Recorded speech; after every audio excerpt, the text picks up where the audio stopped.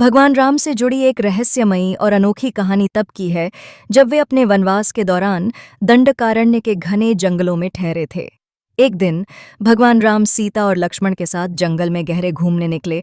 चलते चलते वे एक अद्भुत और शांत झील के पास पहुंचे। उस झील के किनारे एक प्राचीन साधु ध्यानमग्न बैठे थे। साधु के चेहरे पर दिव्य आभा थी, मानो वे किसी महान रहस्य को छुपाए बैठे हों। भगवान राम ने साधु से प्रणाम किया और उनके पास बैठ गए। साधु ने आंखें खोलीं और मुस्कुराते हुए कहा, हे राम, मैं तुम्हारी प्रतीक्षा कर रहा था। यह झील साधारण नहीं है।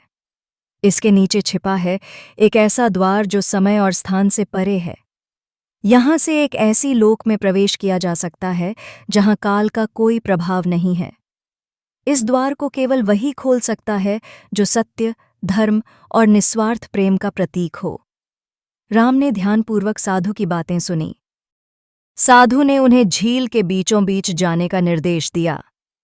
राम ने साधु के कहे अनुसार किया, और जैसे ही उन्होंने झील में प्रवेश किया, जल स्वयं ही दो भागों में विभाजित हो गया। झील के तल पर एक विशाल पत्थर का द्वार प्रकट हुआ। राम के स्पर्श से द्वार खुल गया और वहां से एक अद्भुत प्रकाश प्रकट हुआ।